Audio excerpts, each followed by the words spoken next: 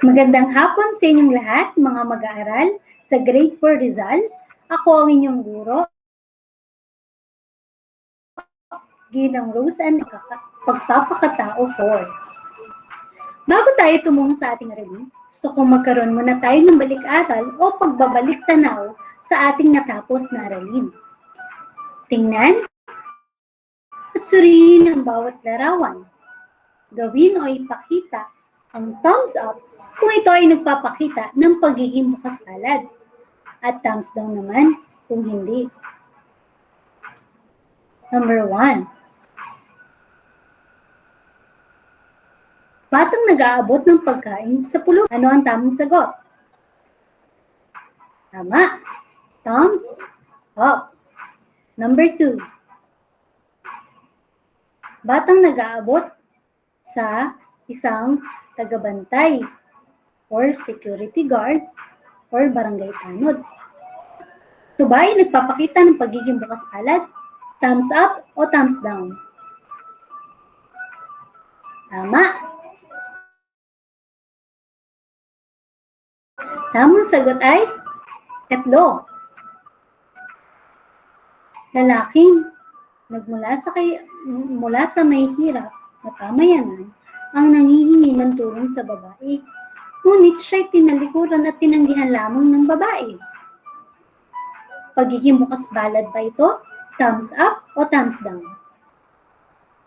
Okay. Ang tamang sagot ay thumbs down. Ika-4.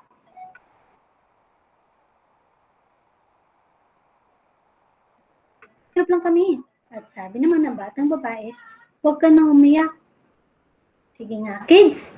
Yan ba ay nagpapakita ng pagiging bukas palad? Thumbs up o thumbs down? Okay, tingnan natin ang tamang sagot. Tamang sagot ay thumbs up. Okay. Kids, tandaan ang pagiging bukas palad ay hindi lang sa mga bagay na ibinibigay natin, kundi sa mga bagay tulad ng pinapakita sa ika-4 na larawan. Dinadamayan niya at pinapagaan ang kalooban ng batang umiiyak ngayon. Okay. So ulit, ano nga ba ang pagiging bukas palad? Ang pagiging bukas palad ay ang pagbibigay ng bukal sa kalooban. Ito ay pagbibigay ng anumang tulong sa kapwa na nangangailangan na hindi naghahangad ng anumang kapalit. Ito ay pagbibigay ng anumang abot kaya ng may galak. Naintindihan ba, kids? Okay. Kung ganon, meron akong ipapapanood sa inyo na video. Yan, gusto ko pakinggan nyo ito sabayan ng awit. Ayan. So, nag-ready po ang lahat.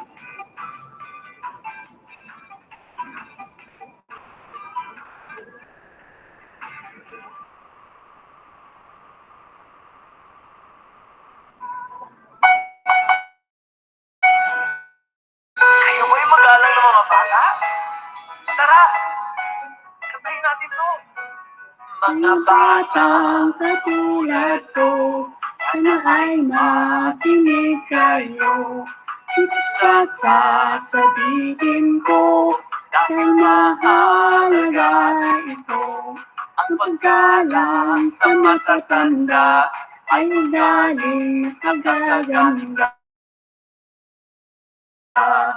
Dapat lang habang tayo'y magkabata pa, lagi sana tayo mag-alay ng halik kay nanay at tatay. Magmano sa lolo't lola, mag-opo sa tito-tita. Ang magagandang asal natin ay hindi pa dapat limutin. Dahil ang magalang na bata pala, mga batang katulad mo, sana'y makinig kayo. Ito sasabihin ko, dahil mahalaga ito. Ang paggalang sa matatanda ay galing nakaganda. Dapat lang na magsimula habang tayo'y nang bata pa. Mag-alay ng halik kay nanay at tatay. Magmanong sa lolo't lola, mag-opo sa tito-tita. Ang magagandang aso natin ay hindi dapat pinutin. Dahil lang mag-alang na bata ay laging pinagpapala, ay laging pinagpapala.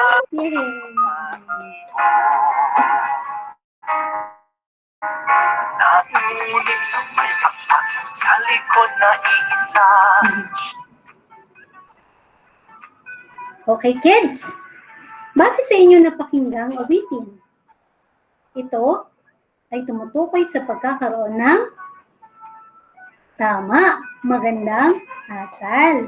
Kailan daw ba dapat natututunan ng isang bata ang pagiging bata pa? Tama. Okay, kids? Tandaan ninyo, ha? Na pagiging magalang ay hindi lamang sa pagsasabi ng po at opo. Meron ding mga kilos tayong ginagawa na nagpapahayag din ng ating pagiging magalang sa ating kapwa. At ito ay tatalakayin natin mamaya. Naintindihan ba? Okay, next.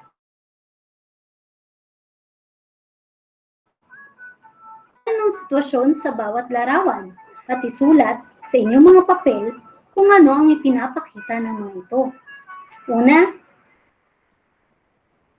ikalawa, ikatlo, ikaapat,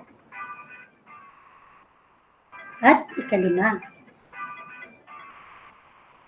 Tingnan mabuti mga bata. Ulit. At isulat ang ng bawat larawan sa inyong mga papel. Tapos na ba kayo? Mabuti kung ganon. Ating talakayin ang mga larawang ito. Tingnan ang unang larawan. Pwede ko bang tawagin? Ishi? Ano ang iyong nakikita at masasabi sa larawan? Tama. Isang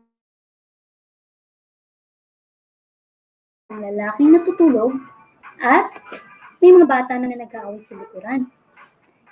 Ano naman ang ginagawa ng batang babae? Tama. Sinasaway niya ang mga batang maingay sa likuran upang hindi magising ang natutulog. Tama. Kishi, tama ba ang ginawa ng batang babae na nasa larawan? Very good. Tama, sapagkat sinasaway niya ang mga batang maingay ang batang o ang lalaki. Okay, bigyan natin ng palakpak si Kishi. 1, 2, 3. Pumunta tayo sa ikalawang larawan. Richard, maaari mo bang sabihin sa akin kung ano ang nakikita mo at masasabi sa ikalawang larawan? Tama, may nanay na nagsasampay ng kanyang nilakhang langit. Ano pa?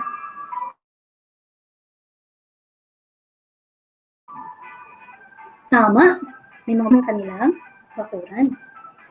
Okay, ngayon, Richard. Tama ba ang ginagawa ng dalawang bata? Tama. Bakit, Richard? Very good. Kasi sila ay tumutulong sa gawaing bahay sa kanilang mga magulang. Very good, Richard. Bigyan ng tatlong palakpak si Richard. 1, 2, 3.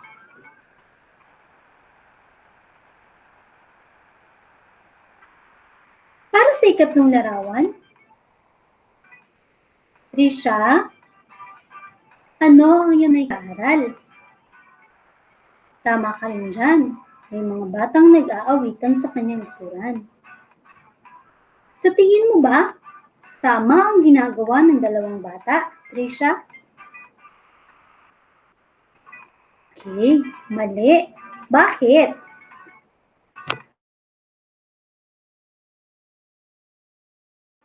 Tama, kasi pag-aral ng maayos, yung bata. Tama ka sa sagot mo, Trisha. Bigyan natin ng 3 palakpak si Trisha. 1, 2, 3. Para sa ika-4 na larawan, pwede ko bang tawagin si Crystal? Crystal, ano ang iyong nakikita at masasabi sa larawan? Tama. May 2 babae at yung isa ay may sakit. Ano naman yung ginagawa ng isang babae? Siya ay nag-aaral. Siya ay nag-aalaga doon sa isang babaeng may sakit. Tama ba ang ginawa ng batang babae? Tama. Sapagkat, tama ka dyan, Crystal. Inaalagaan niya yung batang babae na may sakit para ito ay gumaling. Okay, para sa ika-5 larawan,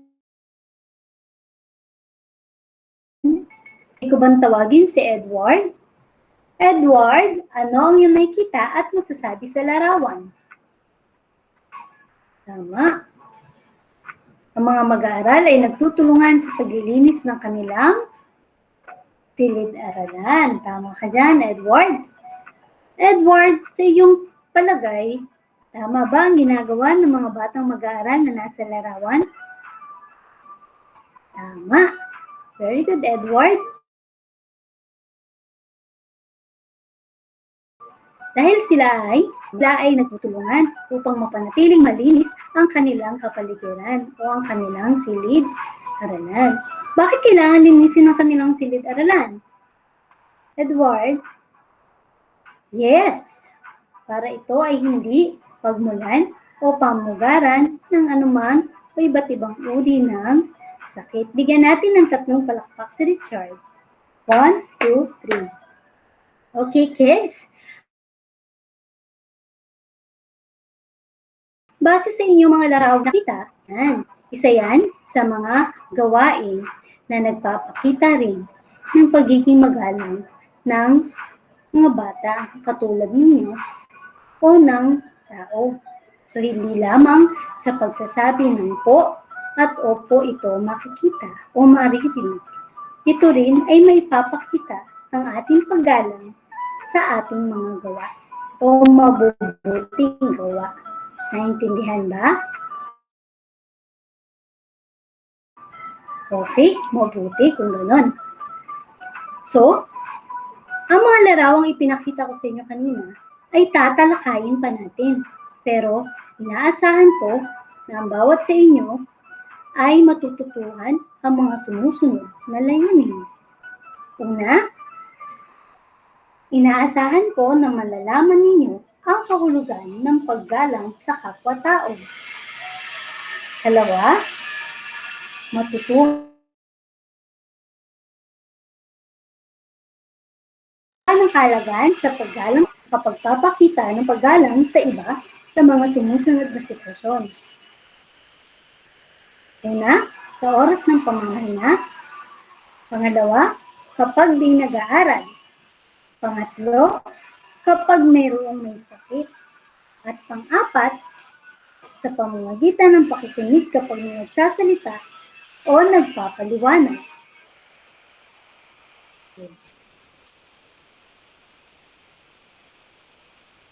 Kids, saan dapat unang natututuhan ng mga bata ang paggalang sa kapwa-tao? Pwede ka bang sumagot, Mark? Ulitin ko, Mark. Saan dapat unang natututuhan ng mga bata ang paggalang sa kapwa-tao? Ano ang sagot? Tama ka dyan, Mark. Unang natututuhan ang paggalang sa inyong mga tahanan sapagkat ang inyong mga magulang, mga guro. Sila ang magtuturo sa inyo ng tamang asal, pag-uugali o paggalang. Kalawa, bigyan natin ng palakpak si Mark. Okay, para sa ikalawang tanong, bakit sinasabing ang paggalang at pagrespeto sa kapwa ay napakahalaga? Ayun, nagtataas ng kamay si Ella. Yes, Ella.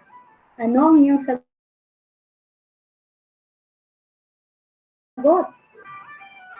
Ang paggalang at respeto sa kapwa ay napakahalaga. Kasi kung ito ay ipapakita natin, tama yung sagot ni Ella, ganun din ang gagawin ng ating kapwa sa atin.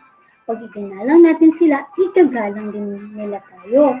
Pag nirespeto natin sila, irerespeto din nila tayo. Naintindihan po? Okay, palakpakan natin si Ella. Okay, para sa ikatlong larawan,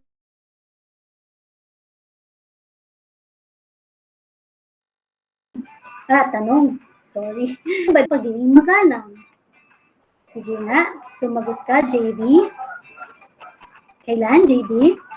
Tama, sa lahat ng oras, pagkakataon o panahon.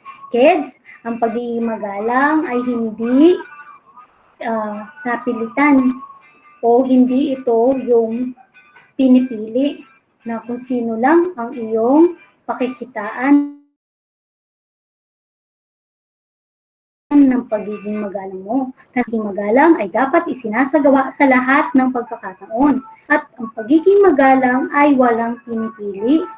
Hindi porket mahirap, hindi mo na siya igagalang. Kundi yung mayaman lang. Kailangan pantay-pantay. Maging magalang tayo kahit sino man ang ating kaharap. Naintindihan po? Okay. Bigyan natin ng palakpak si JD.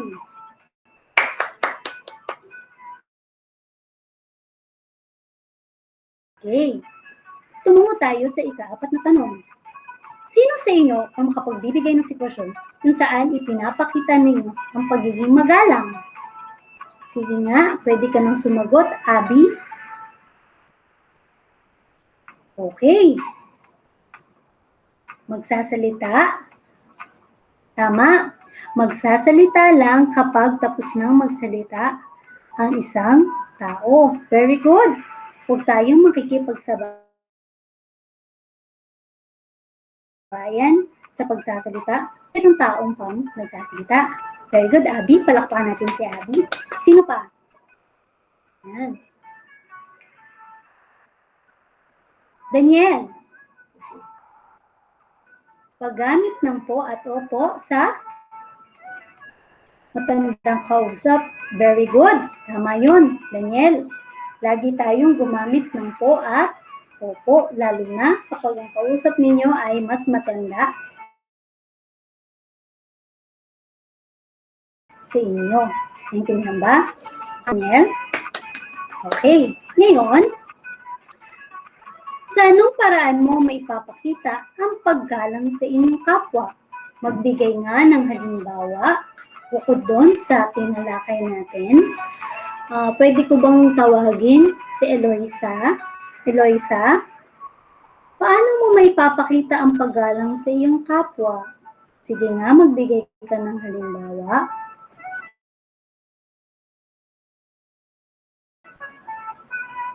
Tama. Kapag may natutulog, dapat huwag tayong maingay. Very good, Eloisa. Palakpakan natin si Eloisa. Okay, sino pa? Paano naman si Jason? Jason, sa paanong paraan o magbigay ka ng halimbawa sa kung saan maipapakita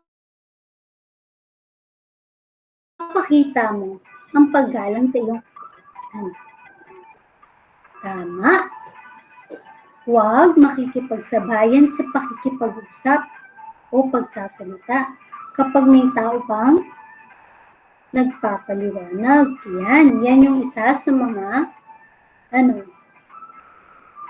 sa tinalakay natin kanina. So kids, tandaan ha, May papakita ang paggalang sa inyong kapwa sa tamang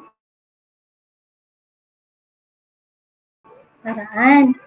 Gumalaw na hindi tayo makakasakit ng ating kapwa. Intindihan, igalang natin ang ating kapwa sa lahat ng pagkakataon. Kung pwedeng pag-istorbohin yung natutulog, di ba? Para pag tayo natutulog, halimbawa lang ito pag tayo natutulog, hindi rin nila tayo i-istorbohin. Ano pa? Maging malinis tayo sa ating paligid. Halimbawa, ang iyong nanay, nakakalinis lang ng bahay. Ipapakita mo ang paggalang sa pagiging malinis din sa iyong bahay. Kasi, di ba, inirerespeto mo ang pagod ng nanay mo sa paglilinis ng iyong bahay. Di ba? Alam mong napagod siya. So, anong dapat mong gawin? Magkalat o hindi? Siyempre, hindi. At sa paraang iyon, kids, na ipagpapakita na ng paggalang sa pamamagitan ng gawa. Naintindihan niyo ba? Okay, ngayon, kids, tayo ay magkakaroon ng pagsasanay. So, meron akong ipapabasa sa inyong kwento. Ang pamagat nito ay paggalang, palaging isaalang-alang. At pagkatapos ay sagutin ng mga tanong. Kids, isulat ninyo sa sagutang papel ang inyong mga sagot para mamaya sabay-sabay natin itong chechikan.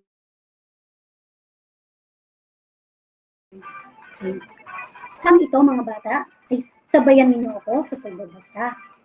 Yan. Paggalang, palaging isaalang-alang. Sa loob ng kanilang tahanan, araw-araw ay naghihintay ang batang si Ben sa pag-uwi ng kanyang nanay na isang frontliner na nagtatrabaho sa ospital bilang nurse. 2 buwan na mula nang ito ay hindi nakakita sa kanyang nanay. Namimiss ko na ang nanay ko, sabi ni Ben.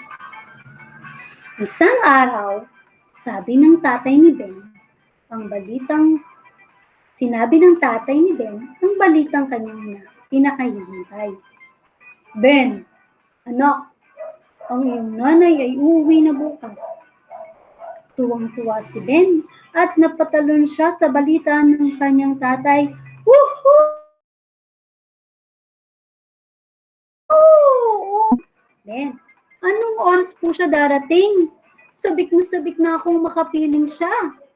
Masayang tanong ni Ben sa kanyang tatay. Ngunit hindi pa natin siya maaaring makasama. Kailangan natin pumunta sa bahay ng iyong lolo at lola at doon tayo mananatili. Ang iyong nanay ay mag-isa muna ditong titira sa ating tahanan. Iyon ang tugon o sinabi ng kanyang tatay. Nawala ang matamis na ngiti sa mukha ni Ben at napaluha at sinabing, Tay, bakit po? Bakit kailangan po nating umalis sa sarili nating bahay? Ano pong nangyari kay nanay? Patuloy na tanong ni Ben. Anak, kailangan nating respetuhin ang kahilingan ng iyong nanay. Kailangan niya ng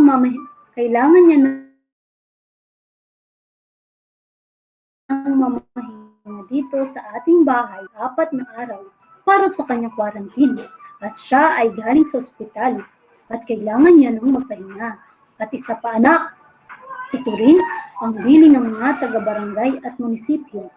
Paliwanag ng kanyang tatay. Lalong bumuhos ang luha ni Ben at malungkot na tinanong, kailan po nating muling makakapiling si nanay? Yung mga kaibigan ko, kasama ang kanilang nanay naghintay at hindi pa rin siya makakasama. Mahinahong tumugon ang kanyang tatay.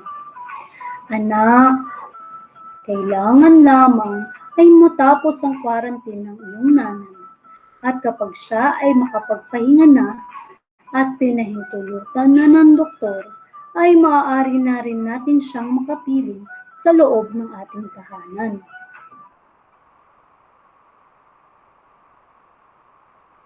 Pinunasan ni Ben ang kanyang luha at sinabing, kung ganon, ay rerespetuhin ko po ang kahilingan ni nanay at makikinig po ako sa inyong mga sinabi. Ang tanging magagawa ko po para kay nanay ay paghandaan ang kanyang pagdating dito. Tutulong po ako, tatay. Lilinisin ko po ang inyong kwarto at ang ating palikuran. Nang sa pagdating ni nanay ay wala na siyang kailangang intindihin, kundi ang magpahinga. Niyakap si Ben ng kanyang ama at sinabing, anak, maraming salamat sa pag-unawa at pagrespeto sa kahilingan namin sa iyo. Natutuwa ako na may kusang loob ka ng tumulong para sa ikabubuti ng iyong nanay. Tiyak na matutuwa ang iyong nanay kapag nalaman niya ito. Ito ay makatutulong sa kanyang pagpapagaling.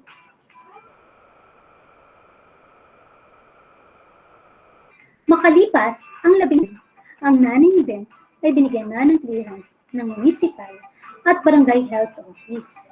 Sa pahintulot ng doktor ay nakabalik at muling nakapiling ang kanyang nanay. Labis ang kaligayahan at galak mo din. Okay, kids? Naintindihan niyo ba ang kwentong aking binasa? Mabuti kung ganon.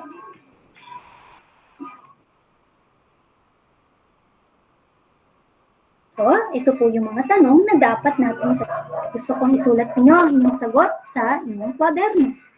At sagutan natin pagkatapos. Unang tanong, sino ang matagal nang inaantay ni Ben?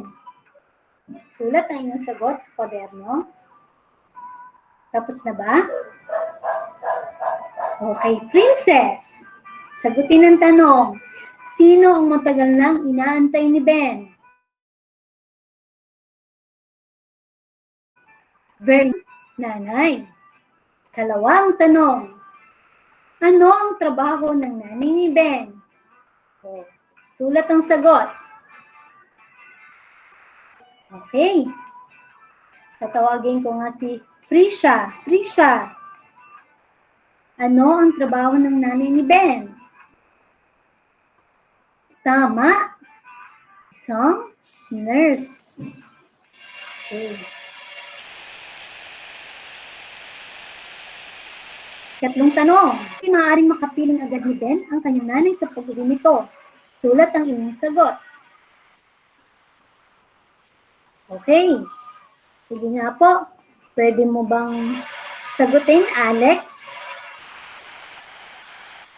Tama. Dahil ang nanay niya ay kailangang mag-home quarantine dahil tama, ang nanay niya ay galing ospital. Kung saan, sa ating paligid ngayon ay may pandemic o virus na kumakalat. So, kailangan lang maging maingat ng bawat isa. Okay, ika-4 na tanong. Anong magandang pag-uugali ang ipinakita ni Ben?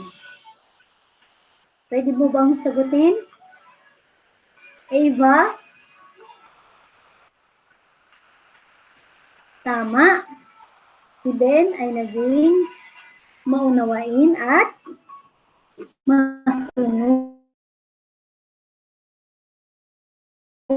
sa kanyang mga kanya. Tama. Ava, very good. Para sa huling tanong, kung ikaw si Ben, tutularan mo ba ang ginawa niya? Bakit? Sige, isulat ang inyong sagot sa inyong papel. Tapos na ba? Okay?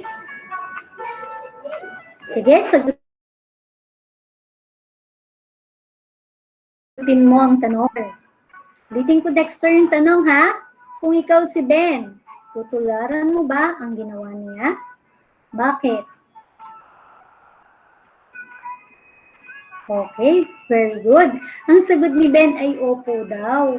Dahil si Ben ay inunawa niya ang kanyang mga magulang. Tama. Dahil ito rin ay para sa kanilang kaligtasan. Very good. So, lahat ng mga sumagot, bigyan natin ng 1, 2, 3, 4, 5. Okay, so sino sa inyo ang nakakuha ng 5 tamang sagot? Okay, palakpakan ninyo ang inyong mga sarili. Okay. So, sino naman sa inyo ang nakakuha ng may maling sagot? Okay, so paghusayan natin sa susunod na aralin. Okay? Ngayon naman mga kids,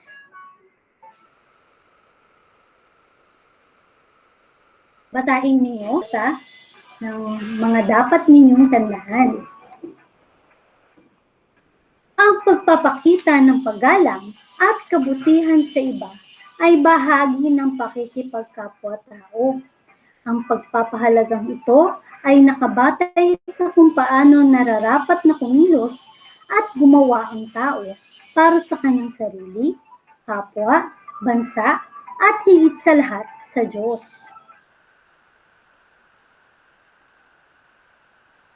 Ang tunay na paggalang sa kapwa ay pamamagitan ng pag-iingat ng mga gamit at pasilidad ng paaralan. Bagamat ang bawat mag-aaral ay may karapatan sa pagkakaroon ng maayos at kaaya-ayang pasilidad ng paaralan, ang mga ito ay nararapat din nating ingatan at gamitin sa wastong paraan. Ang paggamit ng pasilidad ng paaralan ng may pag-alala sa kapitan ng paggalang sa karapatan ng iba. Ang pagsaalang-alang sa iba pang taong gagamit ng bawat pasilidad ay nakatutulong upang mapanatiling maayos at malinis ang kapaligiran. Malaki ang kontribusyon ng malinis na kapaligiran sa pagkakaroon ng malusog na katawan at isipan ng mga mamamayan. Dahil dito, ang pagkakaisa ng bawat isa sa lahat ng programang itinatutupad ay upang mapanatili ang kaayusan at kagandahan ng kapaligiran. Ito naman ang dapat nating gawin. Ang sabi ni Jesucristo, sabayan niyo akong basahin mga bata ha. Ang sabi ni Jesucristo sa kanyang mga alagad, gawin mo sa iyong kapwa ang ibig mong gawin sa iyo. Ang paggalang at respeto ay napakahalaga. Ang magandang ugnayan. Ang batang tulad mo ay inaasahan na maging magalang sa lahat ng oras, lalo na sa nakakatanda. Ika nga, ang magalang na bata ay pinagpapala. Pinagpapala ang mga magagalang sapagkat sila ay igagalang din, gaya ng nasa awitin. Ngunit, ang totoong paggalang ay hindi lamang sa salita. Ipinapakita kundi sa gawain. Gaya nga yan, tinakay natin kanina. Naintindihan po ba mga bata? Magaling! Ngayon, ay nais kong kumuha kayo ng malinis na papel. Ayan. At magkakaroon tayo ng maiksing pagsasanay. So, basahin natin ang panuto. Basahin at unawain ng bawat payag. Iguhit ang masayang mukha kung hindi magalang at malungkot na mukha naman kung hindi. Sige mga bata, maaari na kayong magsagot.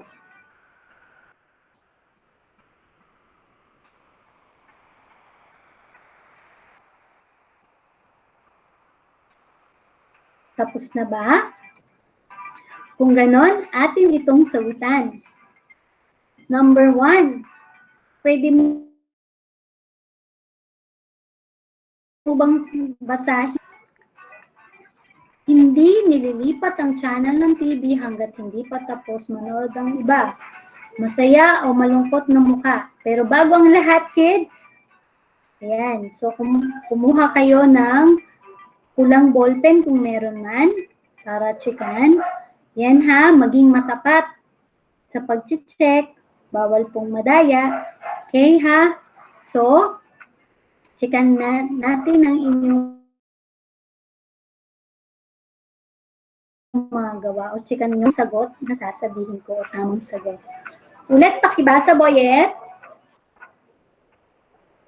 Number 1. Ulitin ko, hindi nililipat ang channel ng TV hanggat hindi pa tapos manood ang iba. Masaya o malungkot? Okay, ang tamang sagot ay masaya. Sino sa inyo nakakuha ng tamang sagot? Magaling. Kaya ulitin ko, tumitigil sa paglalaro kapag may nagpapahinga o may sakit. Tama o mali? Okay, tama. Dapat magpahinga tayo sa paglalaro. Ha? Tumigil sa paglalaro kapag may nagpapahinga. O pag alam natin may natutulog, huwag tayong maglalaro o mag-iingay. Tamang sagot ay masayang mukha. Ano tamang sagot? Okay, magaling. Ikatlong tanong. Pakisagot, Dave. Pakibasa, Dave. Okay. Pinagsasabihan ng mga kalaro o iba pang bata kapag nakakaabala ang ingay nila sa nagpapahinga. Masaya o malungkot na mukha? Okay. Ang tamang sagot ay masayang mukha. Ika-4.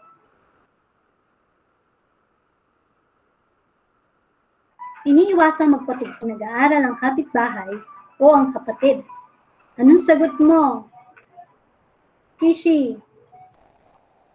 Tamang sagot ay masayang mukha. Magaling. At ika-5. Pakibasa mo nga. Princess. Naglalaro ng mobile games sa araw ng review. Masaya o malungkot na mukha? Tamang sagot ay malungkot na mukha. Dapat hindi naglalaro ng mobile games, lalo na kapag araw ng review. Okay. Sige nga, tingnan ko nga. Sino sa inyo ang nakakuha ng 5? Okay, nakakuha ng 4. Okay, nakakuha ng 3. Wala, very good. Nakakuha ng 2. Nakakuha ng 1. May naka-1 ba? Wala. So, very good. Palakpakan ninyo ang inyong mga sarili. Yan. So, nawa ay may natutunan kayo sa ating aralin ngayong hapon. So, para sa inyong takdang aralin, yan. Itala ang isang linggong pagpapakita ng respeto sa kapwa sa oras ng pamamahinga. Kapag may nag-aaral, kapag may nagsasalita. Sa ikalawang hanay ay itala ang mga pangalan ng taong napakitaan o nagawa ng paggalang o kabutihan. At sa ikatlong hanay naman ay itala kung anong kabutihan o paggalang ang naisasagawa sa araw na iyon. Gawin ito sa inyong sagutang papel. So ito yun, kids. Ito yung bilang ng bawat araw. Sa ikalawa, sino yung mga ang pangalan ng iyong mga taong naigalang? Yung hanay, o paraan ng paggalang na nagawa. Paano mo sila naigalang ng araw na iyon? So, naintindihan ba, mga bata? Okay, so, ngayon, dito na nagtatapos ang ating aralin.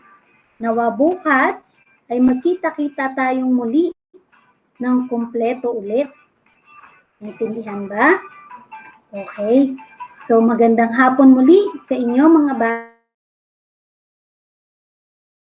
bata. Dito na sa edukasyon sa pagpapakatao 4. God bless you. Bye!